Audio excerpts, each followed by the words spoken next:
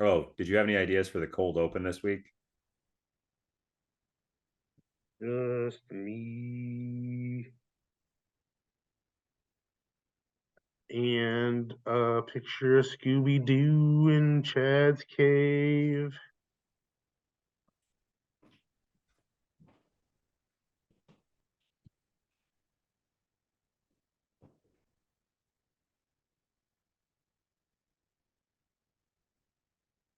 Doo, doo, doo, doo. Well, that was lame.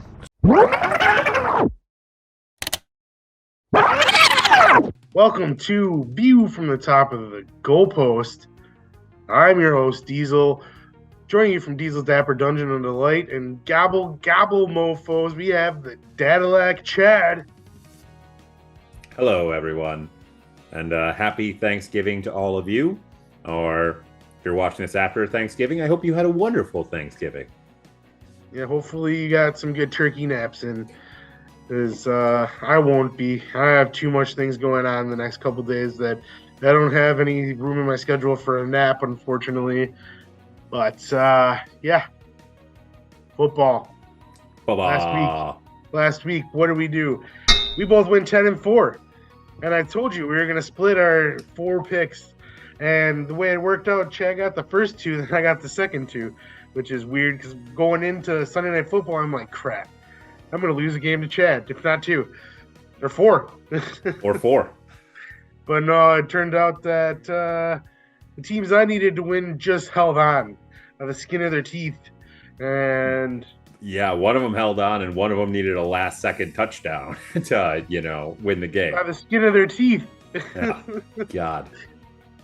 So that brings my record to 101-65. And Chad's record is 106-60. So we're both back up over 60%. I mean, Chad's And we're been both living over over 100. 60%. Well, that too. We broke the 100 mark this week as well. Yeah. Woo! Chad's been living in over 60% for a while now. I'm finally back over 60%, so I'll call it a win. I'm no longer failing. So. Hey, nice D for you and a nice D for me as well. We're a couple of double Ds.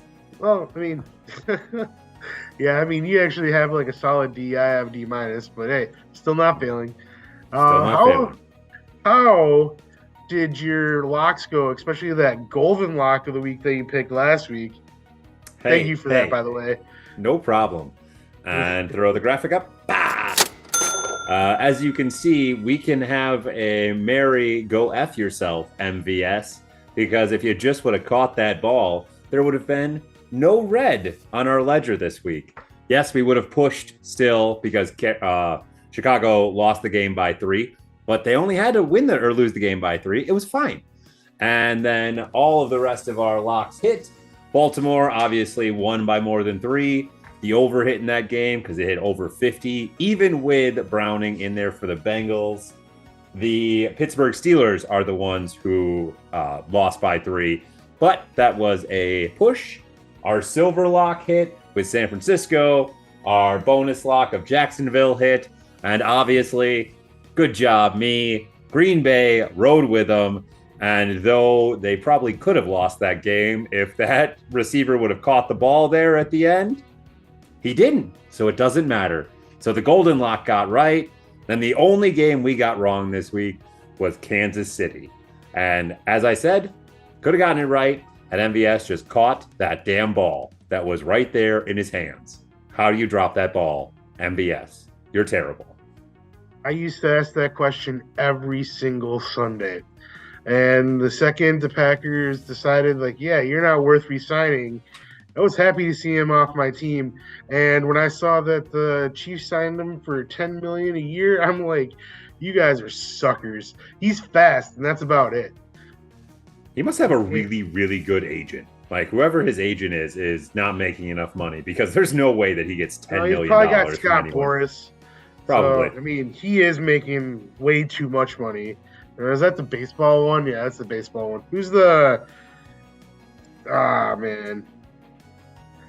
I could not tell you. I do not No, know you know his NFL name. If I agents. would've- I'm sure if you say it, I would know it. But Now I feel like an idiot.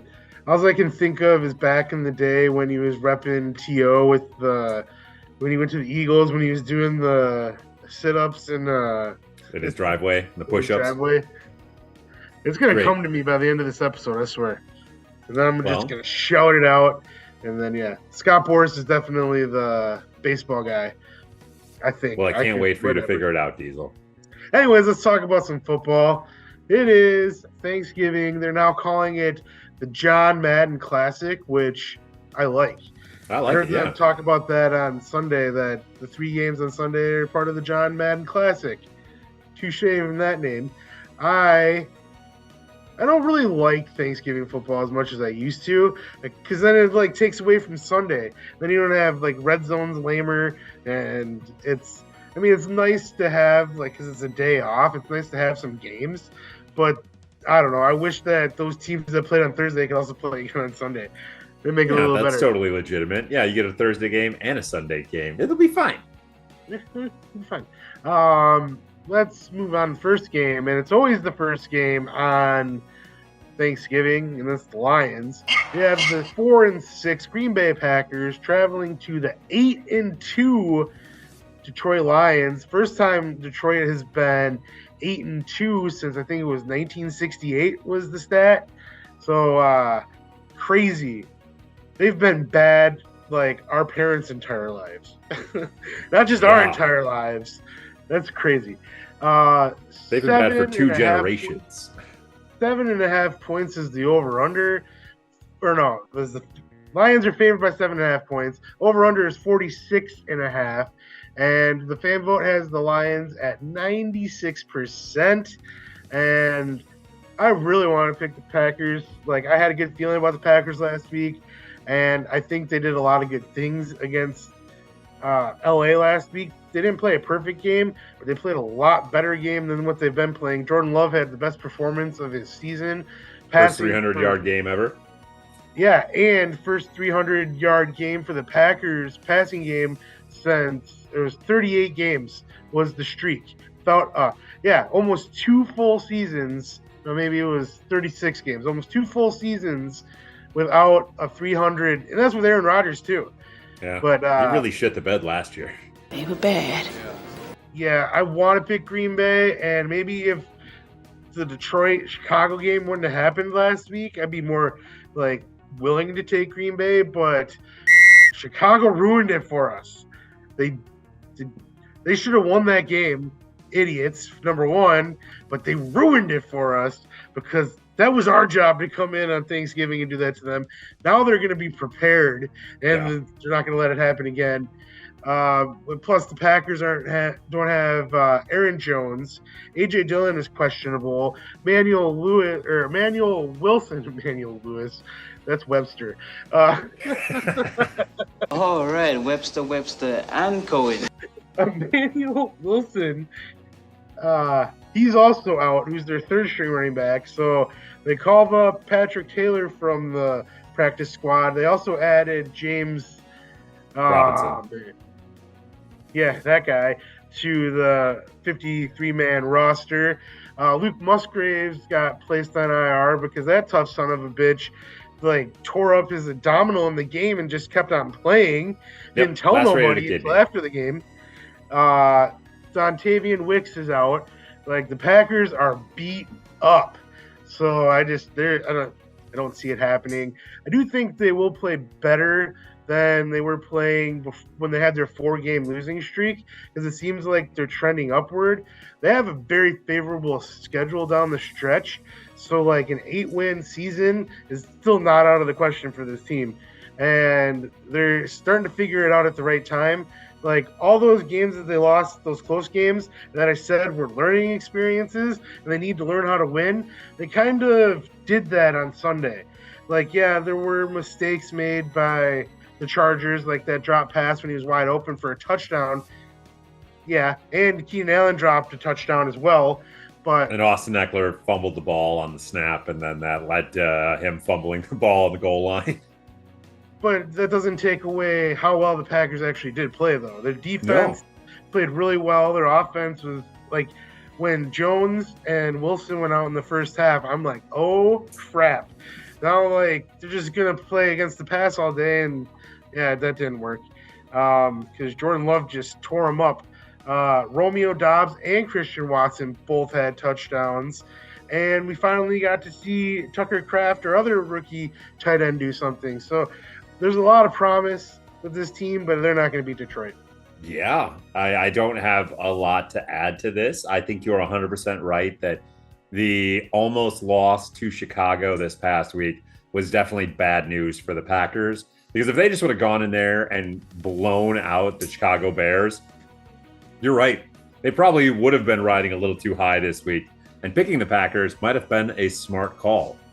But now they almost lost. And they won a game that they clearly should not have won. They lost the turnover battle. They got beat for 3 3/4 of a quarter. And then somehow the Bears, well, they're the Bears. And they found a way to Bears the game up, just like the Chargers do. So, yeah, the Lions are winning this game. Aiden Hutchinson is trying to put up a, defensive player of the year candidacy. And with the safeties and the sacks, he is like the next coming of J.J. Watt. So hopefully he can stay healthier than J.J. did, because Aiden Hutchinson is fun to watch, even though he runs like Waluigi. Doesn't matter. Makes me chuckle every time. And, I mean, he doesn't wear elbow pads or anything like that. He's very old school. Lions are winning this game. I don't really know what to do because I do the Thursday locks of the week. I guess I'll give a lock for every one of these games. The lock that I will give for this game, I am going to say bet the over in this game. I could see some points being scored. I think that these Thursday games that are always early, they tend to have a lot of points scored in them. I don't know if the defenses don't get up early enough or what, but the Lions always give up some points on Thanksgiving. Be a fun game to watch. I guess with the first of our 3 bonus locks of the week, give me the under 46.5. I also just realized that this week is an NFC North bread of the sandwich, because we start out, first game of the week is NFC North, and we finish with an NFC North game. So that's correct. I like when things like that happen. It makes my brain happy. Yeah, but moving on to the next game on Thanksgiving at 3:30, we have another classic Thanksgiving matchup, which is the 4-7 Washington Commanders. First time the Commanders have played on Thanksgiving. Washington's played on Thanksgiving plenty of times, though. And traveling to the 7-3 Dallas Cowboys. Dallas is favored by 11, 48.5 point over-under, and 96% of the fans have Dallas. So what do you say about this game? Are they just letting Ron Rivera keep his job for the rest of the year for shits and giggles? Like, I just, at this point, you have Eric Bieniemy already there. Why not just fire Ron and give him the interim tag for the rest of this year? Or hell, don't even put the interim tag on it. Just give him the head coaching job, because Eric Bieniemy should be the head coach. Ron Rivera, you just lost to Tommy DeVito and the New York Giants. And don't get me wrong, folks. We have to talk about the Patriots playing them later, but we're not on to that game yet, and my great shame. But right now, what we're talking about is the fact that the commies, they might battle with the Eagles. They don't battle with the Cowboys. The Cowboys put the commies in the dirt each and every time. Sam Howell might throw 7 interceptions in this game. Like, he is a turnover-prone machine right now, and Dallas is... they're scary. Like, I know that they played Carolina this last week, but ever since they've come off their bye, they have not been effing around. And, I mean, even Tony Pollard scored a touchdown this last week. And once Tony Pollard starts scoring again, there ain't no stopping that Dallas offense. So, yes, give me the Dallas Cowboys in this game. And with the second bonus lock of Thursday Thanksgiving football, yeah, eat those points. I will gobble every one of those points up. I don't care if it gets up to like 15. Honestly, I see Dallas winning this game by 2 touchdowns at least. Yeah, I agree with that. Dallas is good this year. And like Dak is having a good year. He said Tony Pollard is having a really good year, and CeeDee Lamb is having a career year. And then that defense is just nasty. Yeah, I do not see a world where Washington wins this game. So this will be the cold open for next week, and because now Washington just jinxed Now the everything, commies come in on Thanksgiving and ruin everybody's turkey day. Okay, Thanksgiving is officially canceled. Yeah, but I have Dallas. Washington's done. I agree with you, Eric Bieniemy should probably be the head coach, and I bet you he will be the head coach at next season. And I think he's done a really good job with Sam Howell. They need to rebuild that defense now, and obviously getting Riverboat Ron out of there, they'll bring in another defensive mind, and maybe. I mean, it sucks that they don't have the pieces that they had because they had a pretty good defense to start this year, talent-wise. But who knows? They're going to get a high draft pick. I wouldn't be surprised to see them draft an edge rusher. But yeah, Dallas is going to win on Thanksgiving, in my opinion. I just don't understand. I understand sometimes when they don't fire a coach midseason because they don't have anyone to replace him, or they would just have to do an interim coach for the time. Like last year when the Colts fired Frank Reich, and then they have to have Jeff Saturday coach their effing team. Like, that's why you don't fire a head coach, because you have no one at all to fill the void. Once again, they have Eric Bieniemy to fill the void immediately. Ron Rivera just lost to the New York Giants and let Tommy DeVito look like the next coming of Drew Brees. Like, how are you not fired? How are Ron Rivera and Brandon Staley still employed to the NFL teams right now? I know we're not on the Chargers, but we'll get there soon. But damn it, it's so annoying. Makes no sense. The final Thanksgiving game at 7:20 p.m. is the 7-3 San Francisco 49ers traveling to the 6-4 Seattle Seahawks. The 49ers are favored by 7 with a 43.5 point over under, and 90% of the fans have San Francisco. And I know that I picked Seattle to win this division at the beginning of the year, and that was my pick for whatever we decided that thing was called. Shocker. Yeah. I don't think that's what we called it then. I don't remember either, but I'm going to go with the shocker of the year. I don't think Seattle is going to win this game. I think that San Francisco is right back on track. And I know we're not talking about Jacksonville for a couple more games, but how do you feel about what I said last week about Jacksonville? Yeah. I think it was all San Francisco. Maybe, but still, I'm still very mad about that. Yeah, I mean, I have San Francisco in this game. Seattle will put up a fight, but like a lot of teams, San Francisco is just going to beat them down. They're not like they were before their bye when they were like losing these crazy games, and they're a lot healthier than they were during that time as well. And it seems like Brock Purdy is starting to get back in his groove. Christian McCaffrey scored a touchdown again. He did. I have San Francisco in this game for sure. Yeah, I mean, especially at this point, Seattle is another walking wounded team. Geno Smith is banged up. DK Metcalf has been banged up all year. Tyler Lockett's been banged up all year. Kenneth Walker III has no oblique injury.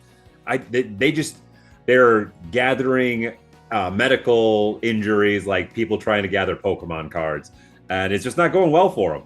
I think even if Geno Smith plays, who knows if he'll make it through the whole game, especially with it being an elbow injury. It's just so hard to protect an elbow being a quarterback. Like with your ribs, you can put on extra padding and all that kind of stuff. With your elbow, you need to be able to flex and move it so you can't like over pad your elbow, or else you can't play quarterback. So it's just, I think it's a bad situation for Seattle to come into on a short week after a bad loss to the Rams, even though I called it. I'm worried that Seattle might start imploding here, especially with all these injuries. And I don't want to keep saying this, but I'm just worried that Geno Smith might turn back into a pumpkin any one of these weeks. He already looked like a pumpkin a couple times this year, and I just don't know if Geno Smith is fool's gold. But give me San Francisco, and with the third and final Turkey Day bonus lock of the week, once again, gobble gobble those points, folks. I'll eat -7 with San Francisco. I don't believe in Seattle being able to put up points, especially with one of the worst red zone offenses in the NFL. And you need to put up touchdowns against San Francisco if you make it to the red zone. And Seattle is the worst, one of the worst in the NFL at doing said thing. So give me San Francisco -7, bonus lock of the week. Yeah, there's no way Seattle should have lost to the Rams last week. They had that game in hand and just gave the ball back to the Rams when they should have done better. They definitely should have done better. They had that game won, and that's what's the most upsetting about it is that they have 2 losses this year that I feel like they had the game won, and they just gave it away. But what are you going to do? Here you go. Now we're making history because for the first time ever, First there's a time. Black Friday game, and that is at 2 p.m. on Friday. The 7-3 Miami Dolphins traveling to the Tim Boyle-led 4-6 New York Jets, and the Dolphins are favored by 7.5. 41.5 over under. 95% of the fans are on the Dolphins. What do you think about this game? Because I don't think this one's very hard to pick either. No, I hate going these first 4 games that feel so boring because I'm just taking the favorites. Why would I believe in the Tim Boyle led Jets? They have no reason to believe in anything that offense can do. I don't think that there's that much of an improvement from Tim Boyle to Zach Wilson. I know Zach Wilson has hit rock bottom, but Tim Boyle might be like, what, 2-3 steps above like this rock bottom that Zach Wilson is at? It's just, I mean, they're bad. And as bad as the Miami Dolphins defense was to begin this year, they've really turned a corner since the bye week. They've only given up 21 points each game or less. And the 21 points they gave up to was Kansas City. And really, the defense only gave up 14 of those points because one of those touchdowns was a defensive pick 6. So if you look at it that way, they've only given up in the teens since their bye week. And they haven't played the greatest of competition, no, but that's still something. They were giving up a shit ton of yards and points before the bye week and Jalen Ramsey returned. And since he's returned, they're getting interceptions.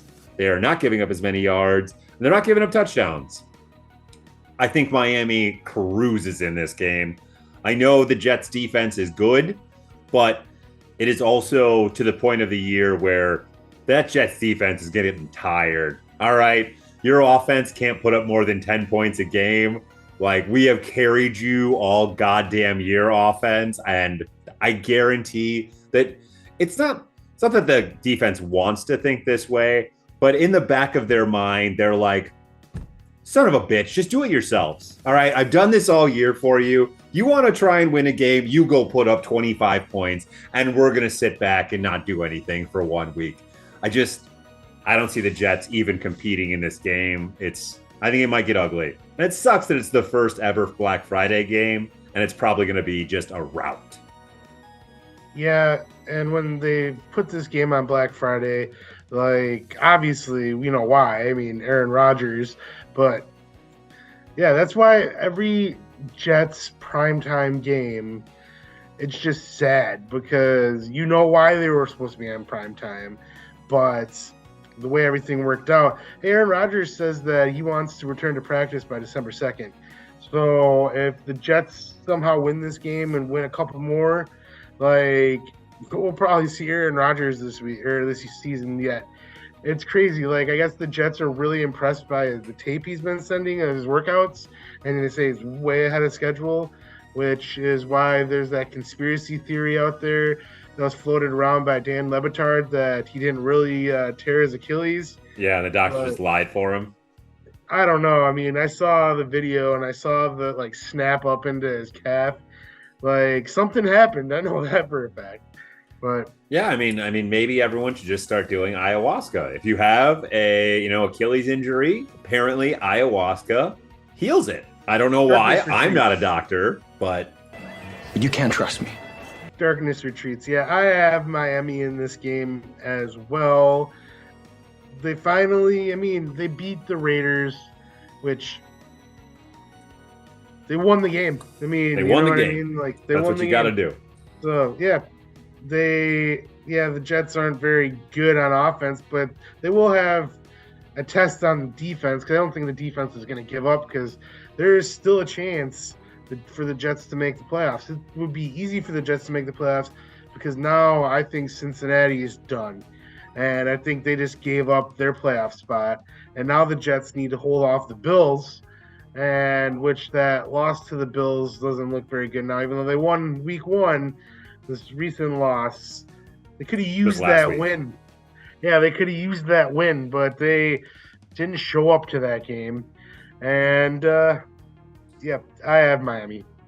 Easy. If Miami Easy loses this peasy, game, I'd lemon be squeezy. shocked. Now we're moving to Sunday at noon. The 5-5 New Orleans Saints traveling to the 4-6 Atlanta Falcons.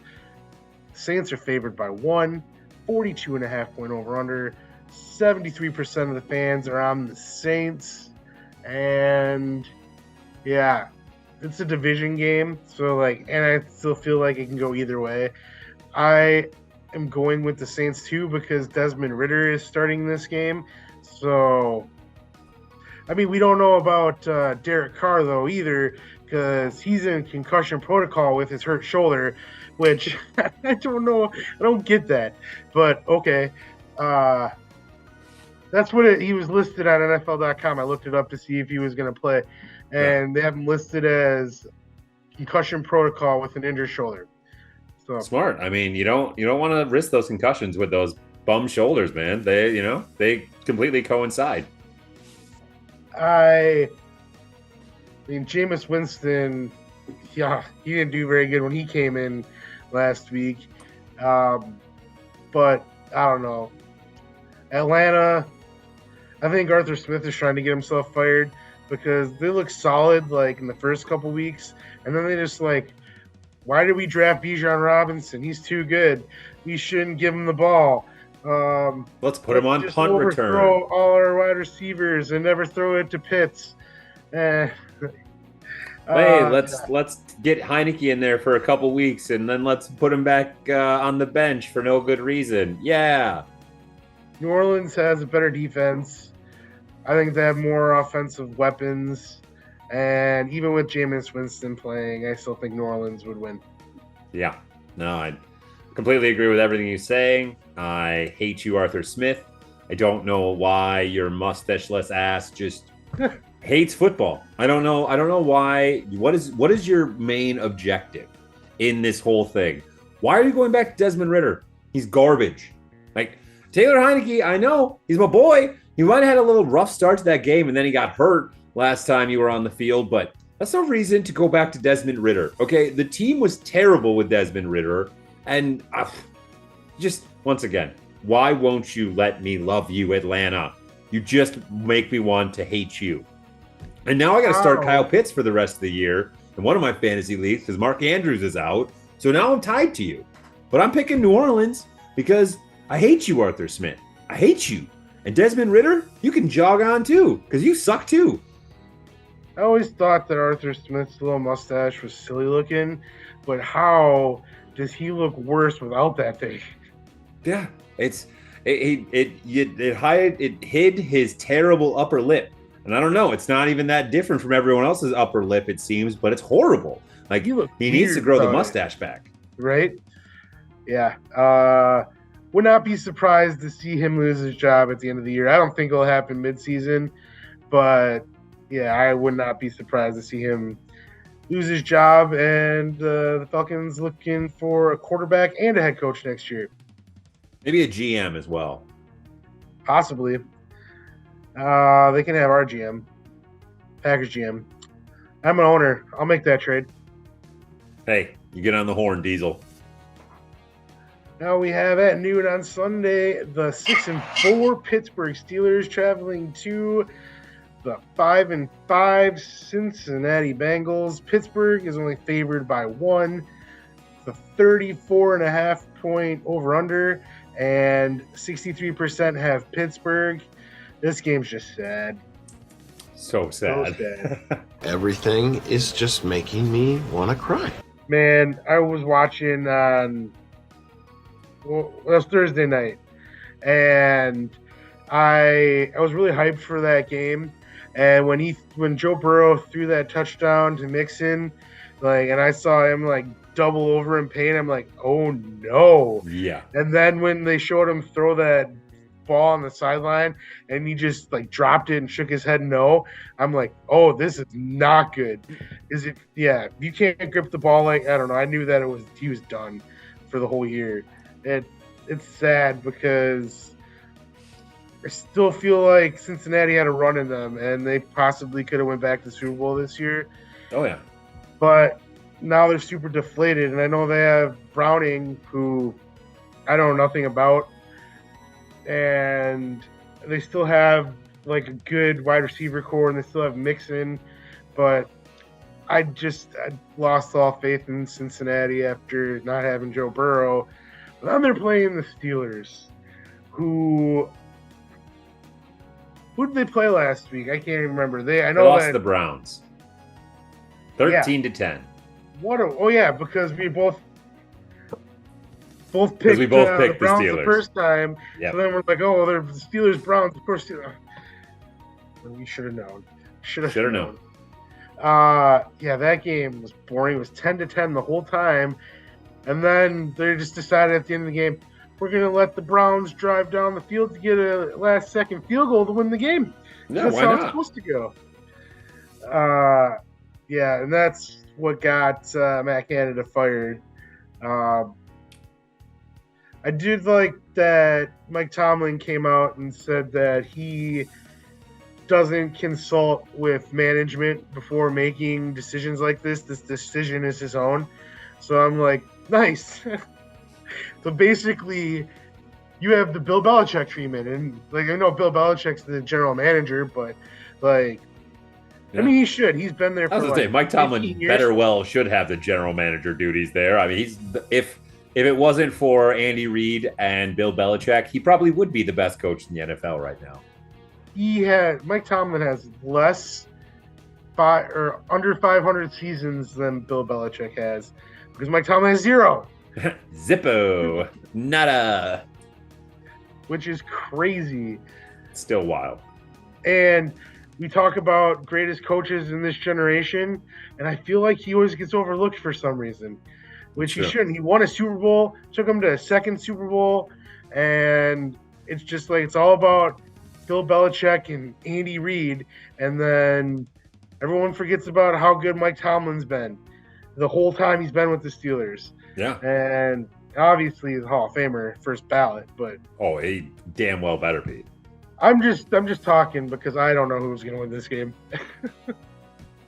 You want me to go first then? Yeah, you might as well go first. Sure. I will take this one. All right. Steelers offense. The bad man is gone. You know what happened when the bad man left in Las Vegas? Las Vegas pulled their heads out their asses. So, Pittsburgh, it's your time. It is your time. You need to show the world that you're not this bad. Kenny Pickett, you had 106 yards of passing offense this last week against the Browns. And once again, I know the Browns have made basically everyone, sans Gardner Minshew, which is a really weird thing to say, look pretty damn horrible. But 106 yards is unforgivable. Jaylen Warren, you're a beast. You're doing great. You keep doing you. Najee Harris, Pickens, you two, pull your damn heads out your asses and remember that you're both fast as hell and really strong, okay? They have a good offensive line. The Cincinnati Bengals are just a ship without a rudder at this point. You are deflated. You just lost your quarterback. You are now 5-5, and I think this is where the boat rocks and things start going overboard. Give me the Pittsburgh Steelers in this game, and also with the bronze lock of the week, because I'm going to get a damn Steelers bronze lock of the week right. Give me the Steelers and the points, because I'll eat that point, and I don't care. I like it. I like it a lot. I think it's really scary that now that they don't have Joe Burrow in Cincinnati, what if they didn't win another game this year and they get a top 5 pick? That's scary. Yeah. That's scary because Joe Burrow will be back next year, and hopefully he doesn't have any ill effect from his wrist injury and he goes back to being Joe Burrow. Like, they could add another offensive lineman to their offensive line. I doubt that they would get another receiver right away unless it was like Marvin Harrison Jr. I could see it then. But they're not going to get a quarterback. They could even trade out of that spot. And, yeah. So this could also be a blessing in disguise and maybe even lead to more success. Success down the road. This is a failure for today for a success for tomorrow. Yeah, things you don't plan, but sometimes work out better for you. Yeah. No. Bronze lock of the week, folks. Get the Steelers. Next game, I do not want to watch at all. It is the 1-9 Carolina Panthers traveling to the 3-7 Tennessee Titans. This game's at noon on Sunday. It's a 3.5 point favor for Tennessee. 37.5 point over under. 89% of everyone is picking Tennessee as well as I am, because Carolina's bad and I don't know how they beat Houston. Like, it's just, I don't get it. Houston's better than that. Houston would be tied with Jacksonville right now if they would have won that game, which is nuts. And spoiler alert, we're going to get to see those two teams play against each other this weekend. Get to talk about it a little later. Yeah, I have Tennessee in this game, even though they're 3-7. They're playing Carolina and they're at home. Maybe this will be a get right game for Will Levis because he hasn't really looked great since his debut. But this is the game to do it in. Like, figure some things out. I know you're young, but like, this is the team to do it against. I mean, I wouldn't be shocked if Carolina came into Tennessee and beat them because, I mean, Carolina has a couple pieces here and there, but I don't know. I also don't know if Tennessee's in tank mode. That could be possible too, and if they're in tank mode, that's even scarier to pick Tennessee, but I'm still going with it. Yeah, this is as much of a coin flip game as you can get. You have Bryce Young, who just doesn't look like Bryce Young anymore. Doesn't look like the Bryce Young who was playing college football last year, that's for damn sure. Taking on the Mayo Man, Will Levis, who looked like a phenom for 2 weeks and then crashed back to earth real freaking hard. These teams are both really bad. I guess as it's a coin flip and just for shits and gigs to have a little fun, I don't think Carolina's going to lose every one of the rest of their games. So they got to get some wins somewhere. And once again, I don't think it's going to be in the division because I think the division's going to beat up on them. So they beat an AFC South team last time. So screw it. Why not? I will take the Carolina Panthers to win this game. I don't have any good reasons for it. I don't think Chuba Hubbard's very good. And I mean, for all the shit that I gave to Bryce Young, he is literally throwing to no one besides a 500-year-old Adam Thielen. So, I mean, what do you expect? He has no offensive line. He has no weapons. Of course he's going to look like shit. But I don't care. I brought it up before, but I know hindsight is a powerful thing, but like, really, if they could go back, they probably wouldn't have made that trade for the number 1 overall pick. Not at all. I mean, they could have got C.J. Stroud and they got Anthony Richardson. Happy. They could have traded down and got Anthony Richardson, for God's sakes. Like that too. Yeah. and they would have been happy with Stroud, and they'd still have DJ Moore. I never I thought it was a fair trade until I saw DJ Moore was involved. It's like, why would you draft a quarterback that you want to be your franchise quarterback and then get rid of a top 10 receiver in the league? Yeah, why would you trade away basically all of your draft picks to get the quarterback? But then since you don't have any draft picks, you need to keep any weapons that you do have because you don't have any ammunition to go get other weapons.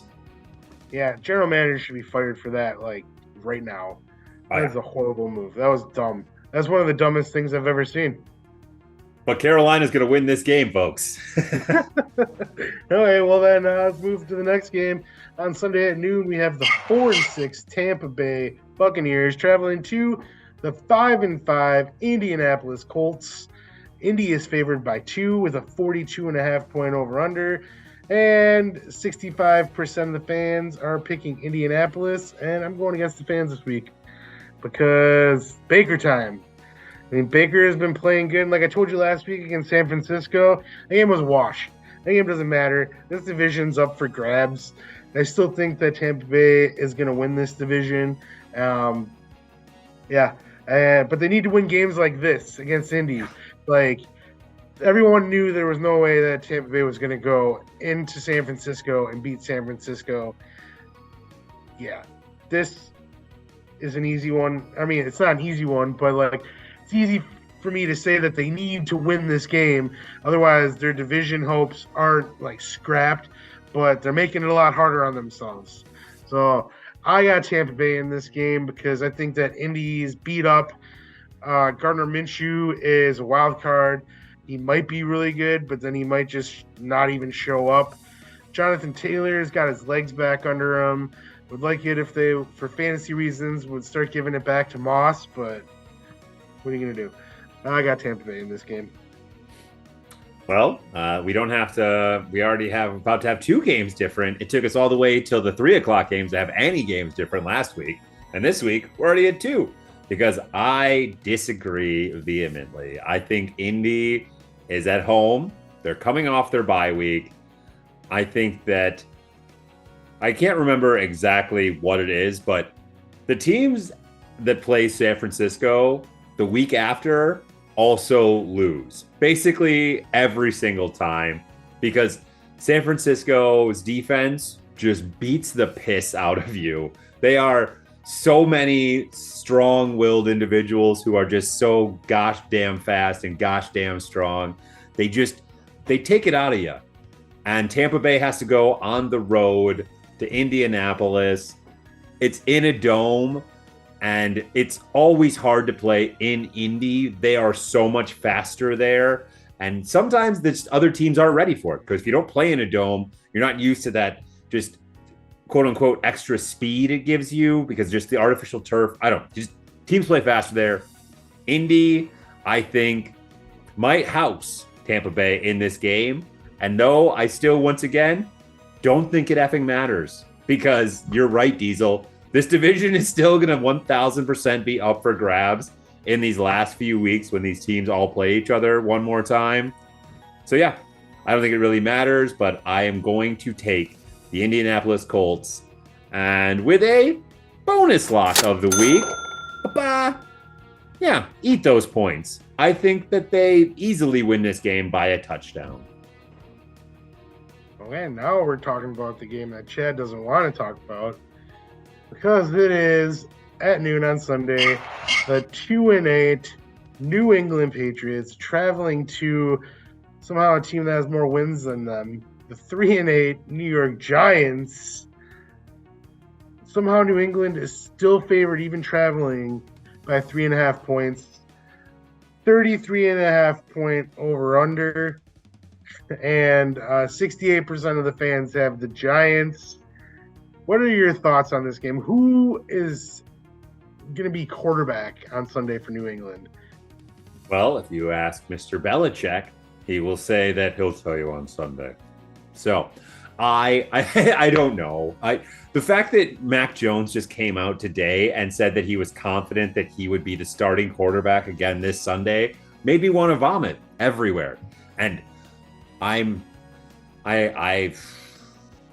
I don't know how to feel about this game. Once again, during the game, I'm 100%, 1,000% going to be rooting for the Patriots to win this game because I can't. I don't know how I'm going to feel if and when they lose to Tommy DeVito and the New York Football Giants. But also, if they do lose to the Giants, that means we once again really are a bad team and we move up even farther in the draft order. So it'd be kind of great to lose to the Giants. But gosh damn, the Giants are so bad. And I know they just won a game against the Commies this last week, but let's look at everything. Yeah. Let's look at everything else Tommy DeVito has done so far in his NFL career, which is absolutely nothing. He's not very good at this thing called football. And I don't actually know how he even did he send in some just tape that wasn't his? Is that how he got signed to a practice squad? Is this a catch me if you can situation where he's not even a real NFL or a quarterback at all and he just faked it this whole time and now the spotlight's on him? Because he's bad. The only thing I know is on Wikipedia they have it listed as position is handoff specialist. So yeah. I am going to pick. I have to pick New England in this game. I have to. I've picked against New England many times this year, but there's no way that they lose to Tommy DeVito and the New York Football Giants. And if they do, the only consolation I have is that we are really going to get a much better draft pick. But I'm going to be very upset. I might throw something. The fact that Tommy DeVito is very likely going to beat the Patriots this Sunday is, this is a rough year. This is really bad. This is worse than I actually thought it was going to be. I knew the Patriots weren't going to be great this year, and I know I said in the way too early predictions that they were going to get second in this division, but that was just my heart talking. I knew in my brain they were going to be bad, but I didn't think they were going to be this bad. This is rough. This is rough, folks. I'm going with New England as well because I don't believe in the Giants at all. I mean, Saquon had a huge week last week, and that's why they won. I just don't see it happening 2 weeks in a row. And I don't think that Bill Belichick would ever tank. I just he still looks on the sideline like he's coaching to win every single game. They're coming off of a bye, so hopefully they're rested up. I believe in New England more than I believe in the Giants. The Giants aren't good. Even with Daniel Jones at quarterback, I would still be tempted to take New England. There's some games this week that are just nails on a chalkboard. It's hopefully they're good because they're so bad. But it could be a real good week to take a lot of unders. Finally, for the 12 o'clock games on Sunday, we have the 7-3 Jacksonville Jaguars traveling to the 6-4 Houston Texans. Jacksonville is favored by 1 point with a 46.5 point over-under, and 58% of the ESPN fan vote goes to Jacksonville. And this is another tough one to pick because my brain is telling me Jacksonville, but my heart is telling me Houston, and my gut is kind of telling me Houston as well. I think that CJ Stroud has just been a beast, and I think that also Jacksonville redeemed themselves last week after getting stomped by San Francisco and looked like a team that they haven't looked like that all season long. Sunday they won that game easily, and they looked like that game was over after the first quarter. There was no fight in the Tennessee Titans at all. Was he already dead? Oh man, this one's tough because I liked the Houston Texans this year. I didn't have very much hope for them coming into the season. Thought they'd do better than last year, but I thought that better would be like 4-5 wins tops. And through 10 games, they've already won 6. They right now are in the playoffs, and the season ended today. It's at Houston. I'm gonna go Houston, and I think because it's barn burner. That's what this game is, and this is the division right here. These are the teams that are fighting for the division. And wouldn't it be something if Houston went from the second overall pick last year and then won the division next year with drafting CJ Stroud, getting DeMeco Ryans? Like, I have a feeling next year's going to be a down year for them, so they better ride this high as long as they can. So I'm going to go Houston. My gut's telling me Houston. I'm going to listen to it this time. Yeah. I think this is another one of those. This is a coin flip game, but in the opposite respect of the other coin flip games that I bitch about. This is a coin flip game where I think both of these teams are good teams, good to very good teams. And thus, since they're playing each other, it could go either way. I think that the reason I'm going to take Jacksonville in this game is because CJ Stroud, while did win the game this last week, did show a little bit of that rookiness in his game by throwing 3 interceptions in it, and 2 of them being red zone interceptions on very, very bad forced passes. I'm taking Jacksonville because I think that the defense of Jacksonville can force Stroud into a few of those situations in critical moments. But what I really love about this game is the silver lock of the week, which is take the over, folks, for the silver lock of the weeks. I did that in a really weird way. I'm sorry. I'm still very tired.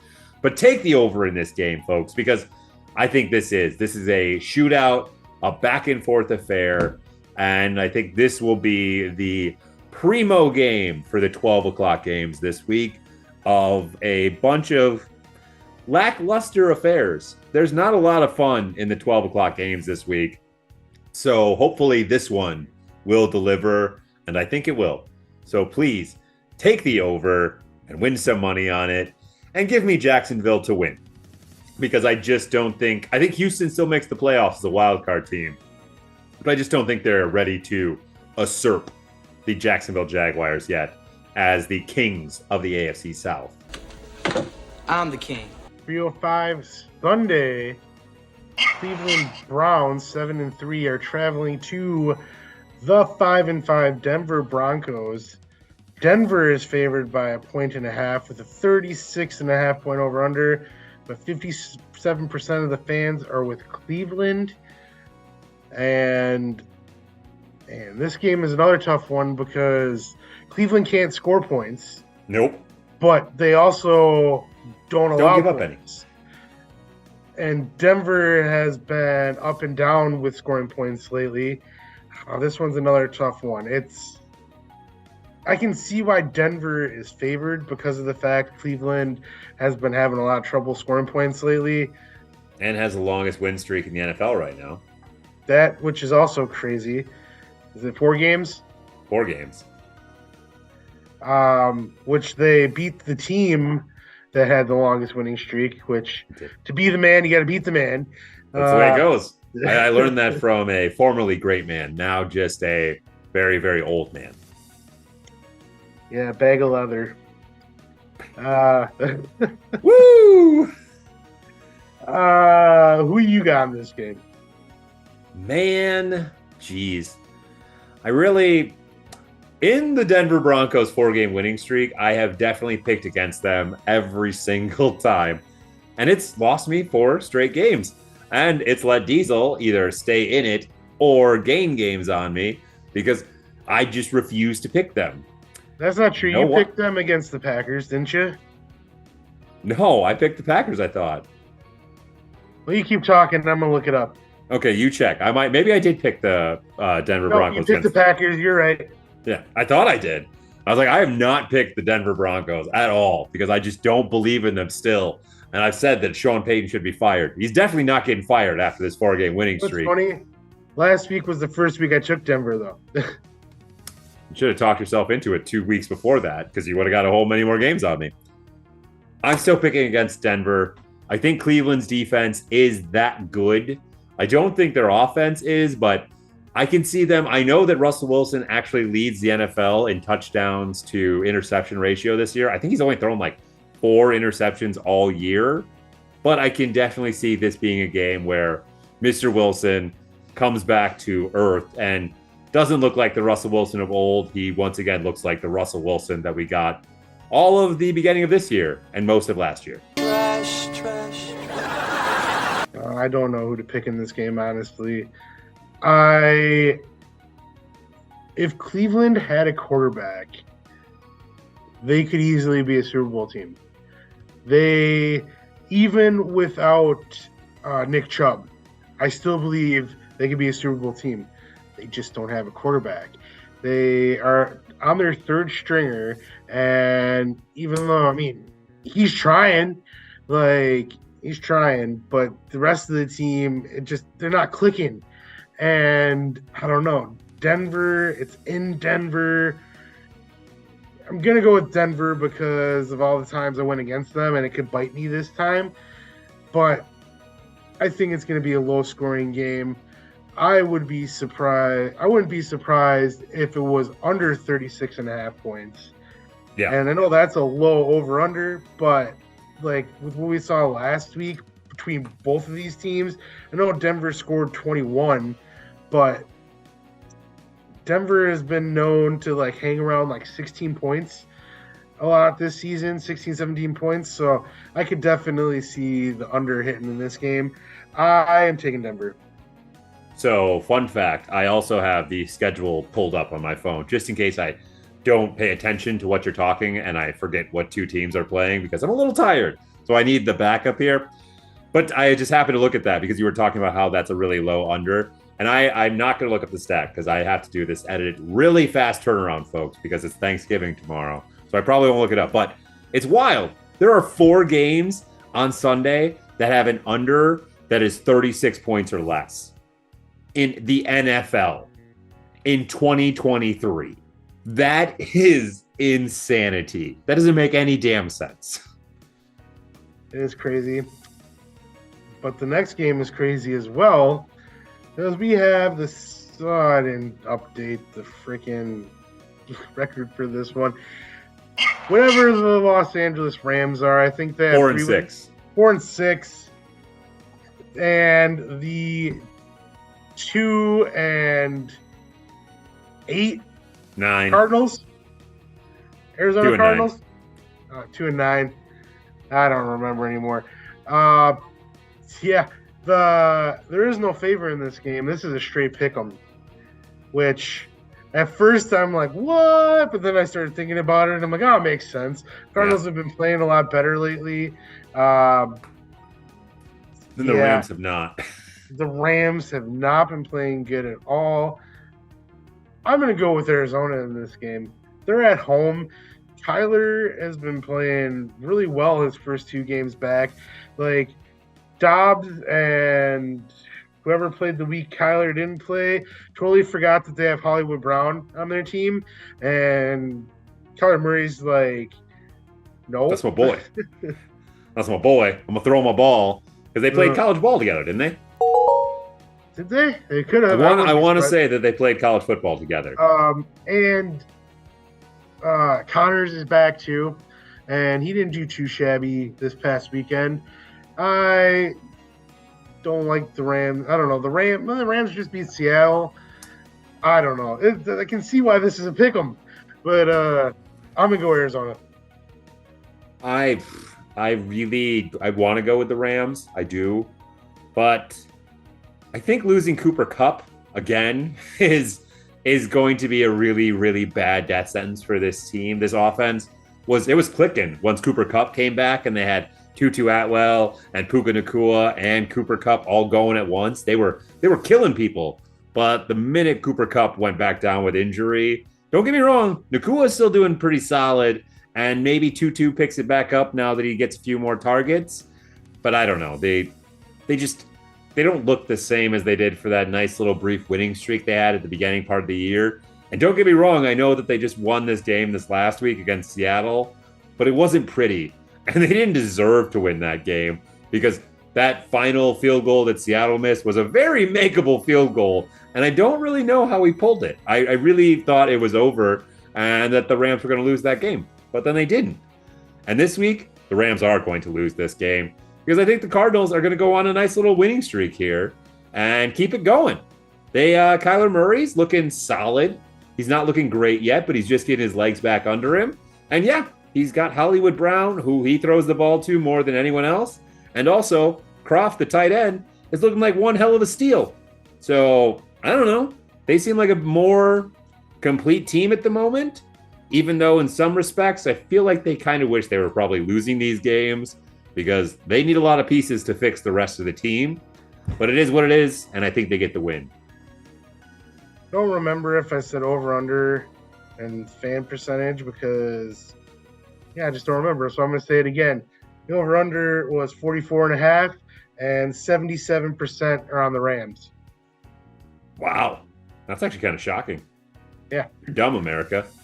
So stupid. Moving on. 3:25 on Sunday. We have the 7-3 Kansas City Chiefs traveling to the 5-6 Las Vegas Raiders. The Chiefs are favored by 9. Hopefully they score all those points in the first half. With the 44.5 point over/under, and 96% of the fans are on the Chiefs. And the Chiefs are 32nd in second half offense, which they proved that once again on Monday Night Football by not scoring a single point in the second half. In the first half, they looked like they had that game won. They were the better team easily in the first half, and the Eagles didn't even play great in the second half.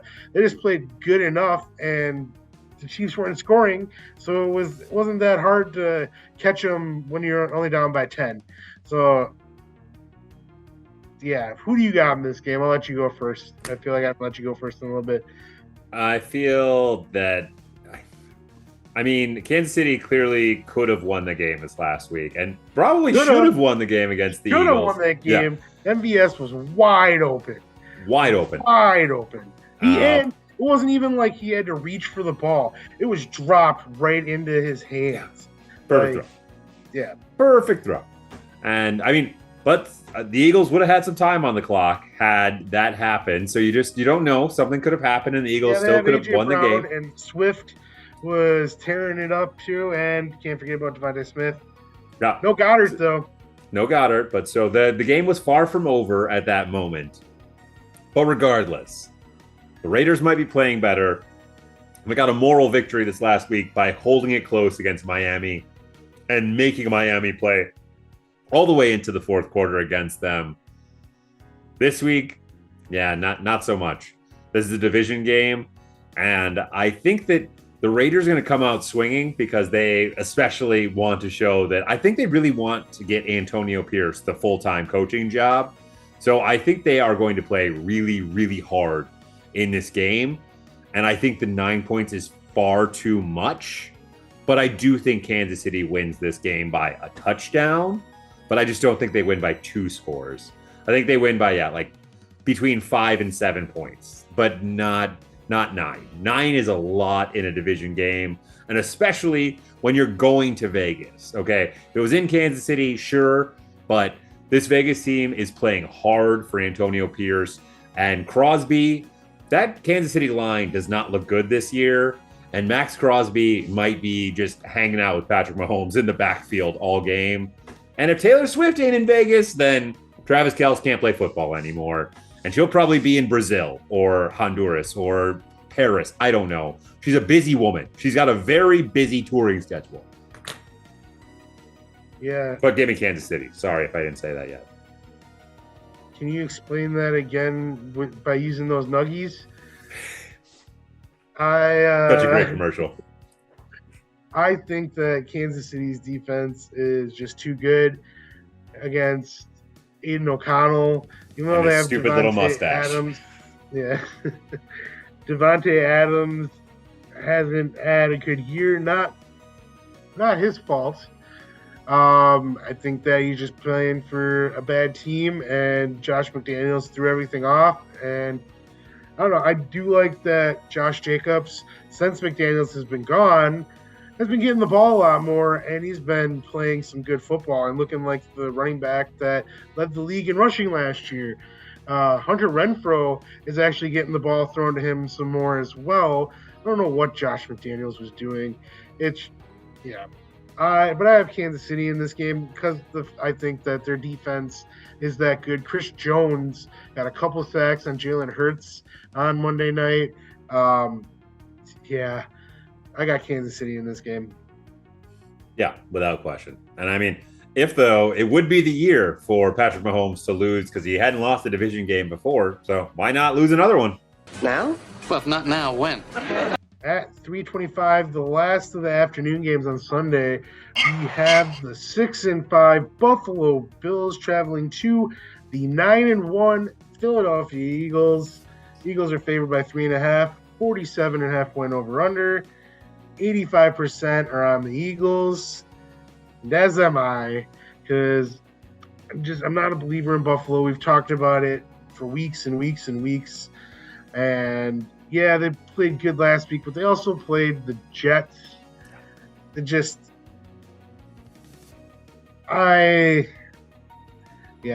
Philadelphia, I mean, they're really good, but their 9-1 record kind of feels a little false because they should have lost to Dallas. They probably should have lost to Kansas City. MVS makes that catch, as we just said. They should have lost one of their games against the Commies. Yeah, they should have lost that overtime game against the Commies as well. It's funny that their one loss is against the Jets. The Jets beat both of these teams. Yeah, it's true. Weirdly enough. I like Philadelphia because you don't know who's going to be the game, changer. It could be, like we said, it could be Brown. It could be Swift. It could be Jalen Hurts. It could be Devontae Smith. Their defense is up and down. It's not as highly touted as it was last year, but they're still a really good squad. And Nick Sirianni I believe he's a good coach. And I wouldn't be surprised to see the Eagles in the Super Bowl again this year. They're definitely going to be in contention, obviously. They're just short of a playoff spot, officially clinching. I mean, there's only a few weeks left. 9 wins doesn't get you in, but they lost out 9-8. They probably won't get in. But you get to 11-6 though, and that'll probably get you in. Oh yeah. But did you see the video of Sirianni leaving the Kansas City Stadium? No. He was just he's a wild guy. He was just screaming. He was like, "Oh, not so loud now, Kansas City. See ya!" He's just walking through the tunnel, just yelling about it. But yeah, I'm also 1,000% all over the Eagles this week, and this is the golden lock of the week. Eat those points, because while I'm down on the Eagles, I think they are a pretty darn good team this year, and I do agree that their 9-1 record is a little bit fraudulent, but they are still definitely one of the better teams in the NFL and probably the best team in the NFC, at least. So I don't think Buffalo is very good this year.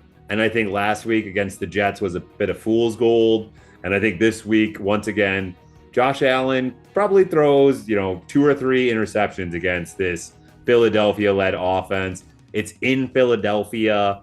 Josh Allen he still threw an interception against the Jets. I know they blew him out, but he still had a turnover. And if you do that against the Eagles, they're going to make you pay. And I don't have any faith in Buffalo. So golden lock of the week, eat those points. 2 things. I am proud of myself for not calling Nick Sirianni Kevin Stefanski this week. Very proud of you as well. And Oh man, now I lost my other point.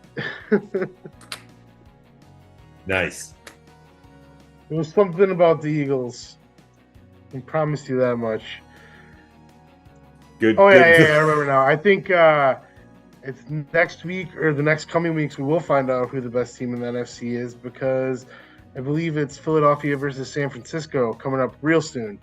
So sign me up for that game. It is next week. Yeah, I heard it was coming up. So sign me up for that game. That game should be a lot of fun. I'm excited for that. Yeah, that's a preview for next week that we can talk about that then.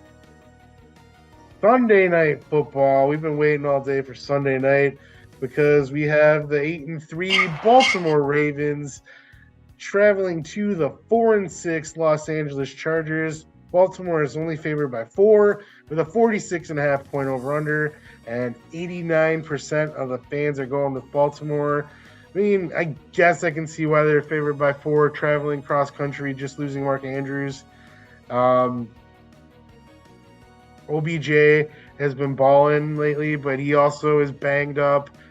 Lamar Jackson is also banged up. He went in the blue tent on Thursday Night Football, but he ended up not missing any of the game. Yeah, and the Chargers did not play good against the Packers. They did not look good at all. And, I mean, we know who you're picking, so you might as well just go with it. All right. Yep. Baltimore Ravens lock of the week. Pa-pa! Yeah, throw it up on the board. Eat the points. Don't care about that. The Ravens are so hurt right now. They are just losing, dropping like flies left and right. They just need to survive this game. Okay? They have a bye week next week. They're already on a quasi bye since they didn't play since last week, Thursday, and they get all the way till Sunday night. They are going to destroy the Chargers. The Chargers defense is atrocious, okay? I know Jordan Love has been looking a little bit better week to week, but once again, it was his first ever 300-yard passing game. And who did they give it up to? The Chargers. Because the Chargers just can't play defense, even though they have a defensive-minded coach and a shit ton of weapons on defense. I know that Bosa is going on the IR. That also really sucks for the Chargers because now they don't even have their best player anymore. Lamar and company, no matter who the hell's out there, is going to rip that defense up. And they're going to put up points. It's not what I'm worried about. What I'm worried about is, please, Ravens, please, please, please, just survive this game. This is the only game you have to play from now until December 10th, okay? You just got to make it through this week and get to the bye week semi-healthy so you could all rest up. Just please, no one blow an ACL, no one rupture an Achilles. Just please stay healthy. Destroy the Chargers, get the fuck out of there, and go home and rest for a couple weeks. You need it. Baltimore Ravens lock of the week. Eat however many points it is. Doesn't matter. Brandon Staley, get fired. All right? Please get fired. I really wanted him to get fired after the Packer game. Wanted the Packers to be the reason why he got fired. But didn't happen. So I'm still holding out hope that it's going to happen mid-season. I don't know why they haven't done it yet. I mean, they're still in the playoff race. Like I said earlier, with Cincinnati losing Joe Burrow, I think that they are handing their spot to somebody else. It's like Willy Wonka and the Golden Ticket. Like, who's going to find it? And I got a golden ticket. If the Chargers could be that team, if they had a capable coach. Baltimore isn't losing this game, even with traveling across country. Yeah, their defense is depleted. Chargers defense is depleted. Justin Herbert's playing with a broken finger still, even though it's not his non-throwing hand. You know that's been giving him some issues. Keenan Allen, I don't know what Keenan Allen was doing on Sunday. He had made some good plays, and then he just dropped some. He dropped a touchdown, and that's not Keenan Allen. Austin Eckler. Austin Eckler is the slowest starting running back in the league. He had he had the run where like he broke free, and I'm like, he looks like He he's gone. AJ Dillon out there. Like he's just like trucking, and it's like Aaron Jones would have been gone. But yeah, I think he's lost a step. Yeah, I think that next year's Chargers are going to look a lot different. I don't think they're going to have Keenan Allen or Austin Eckler next year, so I'm interested to see what happens in the offseason. But yeah, Baltimore is going to win this game, and they do need to hold it together because, yeah, that bye would be big if they can come out of this game unscathed. Losing Mark Andrews for the rest of the year is not a nail in the coffin, but I mean, it's putting them against the odds even more. So, yeah, I hate to see it. This week sucked with injuries. There's so many injuries this week. It's just like every game you watched, it's like a big name went down, and it's just, yeah. I hope that the injury bug is done with, and we can play the rest of the season pretty much like. I mean, obviously people are gonna get hurt still, but not as bad, hopefully. Let's have a Thanksgiving miracle and everyone stays healthy for the entire Thanksgiving day and weekend of games. And we have the last game, Monday Night Football. The 3-8 Chicago Bears are traveling to the 6-5 Minnesota Vikings. Minnesota's favored by 3.5. 44.5 point over under, and the fan vote has Minnesota. I don't know. I said last week I said there's no way that Chicago is going to beat the Lions. Then I also said it was a division game, so I wouldn't be surprised. And I don't feel like there's no way Chicago will beat Minnesota because they're depleted. But Justin Jefferson is right now still up in the air, but he could play. That would definitely help him out if he did play. They only have till next week to activate him, or else he has to go on the season-ending IR. So he's got to come back this week or next week. But I mean, if he's really like hurt, though, I mean, put him on the season-ending IR. Kirk Cousins is already hurt. Sidebar: I read an interesting article this week that I don't believe is true, but the Packers are a dark horse favorite to sign Kirk Cousins in the offseason. You know what? I'm all for it. If that happened, I would not be mad about that.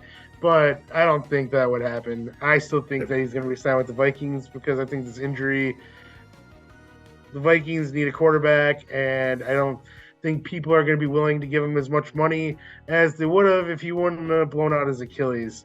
And who knows, he might not even be ready for the start of the season next year. So you just don't know exactly. You don't know how it heals, and he's a little bit old on the older side, but maybe he'll go with the ayahuasca and the darkness retreats, what Aaron Rodgers did. I also would not be surprised to see Josh Dobbs as the starter of the Minnesota Vikings next year either. With getting an offseason under his belt, like I think he's pretty capable at being a starting quarterback in this league. He has a great story. And his parents are definitely not aliens. I promise you, they're 100% not aliens. I'm going Minnesota in this game because Chicago they're not good. They're not good. That's pretty much the only reason. Yeah, I want to pick Chicago. I really do. You know how much I enjoy Justin Fields. I like watching him play, and he balled out this week against the, Detroit Lions and did everything that he should have done to win a football game. Justin Fields deserved to get a win coming back from injury, but he didn't because the Bears suck. And Matt Eberflus is a terrible coach and deserves to be fired. So, 100% should be fired. Yeah, I don't love the Vikings. Once again, I don't really care for them very much. Josh Dobbs, you lost me more money because I didn't bet on you this last week because I told y'all I'm on a hiatus until December, and I stuck to my guns. I didn't put any bets in this last week, so you can all be proud of me. But I'm still mad at you from a few weeks ago. But yeah, I'm going to go with the Vikings. I think that Josh Dobbs did enough to win the game this last week against Denver. and Denver just somehow pulled a rabbit out of their hat and they got that game. I don't think that the Chicago Bears have said rabbit or even said hat. So I think that the Vikings get back on track and once again continue their push for the playoffs. Because, Chicago just kind of sucks this year. Well, also, and they're going to have some really good draft picks. I think Minnesota is upset with themselves for losing that game to Denver, but they're also upset with Chicago for not holding on to that lead against Detroit. Like, imagine if they beat Denver, Chicago beats Detroit, they're a game out of the lead of the division. Yeah. So I think they're going to take out all their aggression on Chicago, and I probably won't even tune in. No. As I said a couple weeks ago, Monday Night Football, kind of done with you. You know, they had this last week's game with the Kelsey Bowl once again, and now I don't really think I'm going to watch much more Monday Night Football. No, the Packers play the Giants on Monday Night Football in a few weeks, so I'll definitely be tuning in that week, especially because that's a winnable game for the Packers. But I will not be watching Tommy DeVito on Monday Night Football. That sounds you horrible. Probably be watching and texting me. Yes, I will. You know I will. I always say I'm not going to watch it, and then you're the only one who ever actually holds pat when you say, yeah, I might skip that game. I always say I'm going to skip the game, and then I never do. No, I don't always hold pat. It just depends on what I have on the back burner. Like, if there's an interesting show that Emily and I are watching or something like that, I'm gonna watch that tonight instead. Because I don't need to see the Panthers versus the Bears on Thursday Night Football. What? Nobody needs to see that. No one did. Except for me, because I watched it. Well, Ow. final thoughts for this week. I just hit my elbow, and it hurt. We have 4 games different, so we're going to split again. Nice. I am thankful for this podcast so we can talk about football and make ourselves look smart and dumb all at the same time, because 60% plus is nothing to scoff at, but at the same time we make the dumbest picks and we're idiots. So I'm thankful for everyone, all 6 of you that watch this podcast on YouTube. You're the best. Anyone that listens, want to say thank you to Tom, because I know he's watching and listening. So he's probably listening. Tom doesn't go on YouTube. I don't even know if Tom knows what YouTube is, to be honest. Tom does watch on YouTube. He comments every week. Oh, well, I don't look at the comments. Sorry, Tom. I'm so thankful for you. Yeah, cut that out. I told him last week that he was the light of our. I told him he was the light of our life, and you're telling him you don't even read the comments. You're the worst. Cut it out. Not a chance. I'm also, I don't know, this is the first year in my life where I'm not excited for Thanksgiving. I'm usually like, yeah, turkey, pecan pie, all this stuff, but it's like, I'm just, nah.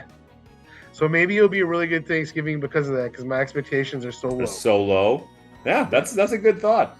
I'm thankful for, yes, all of you, our listeners, for this podcast, and obviously for my family and everything like that.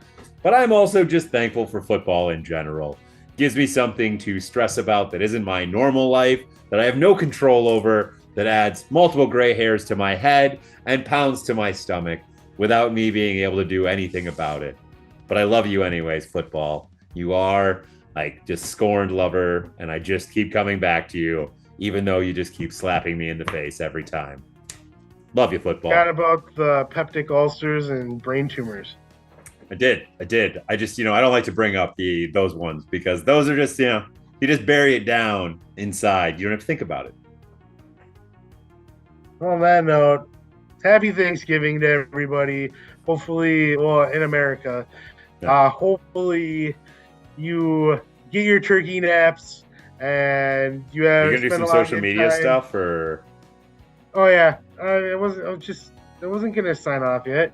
I think you might have. I was finishing up the final thoughts. You interrupted me when I was talking about turkey naps. If you must put the social media stuff up, do it now. Yeah, put the social media stuff up. Yes, follow me here. Follow Diesel there. Follow the show down there. Make sure if you would like to listen to the audio only format, follow and listen on any of your favorite podcasting platforms. Otherwise, make sure you're commenting, sharing, and subscribing here on the YouTube machine. And this week, comment on what was, if you're watching this before Thanksgiving, the thing you were most excited for to eat on Thanksgiving. Or if you're watching this after Thanksgiving, comment what was the best thing you did eat at your Thanksgiving this year. And yes, a happy Turkey Day to all of you, our U.S. listeners, and everyone else who isn't in the U.S. and listening to this. Well, I hope you have a great Thursday and enjoy the just entire week of football that you get for no reason other than we stole a bunch of land from some Native Americans. I like both of our answers. On that note, let's just watch some football. Bye. This has been a Visionaries Global Media production. Visionaries Global Media, envisioning excellence on a global scale.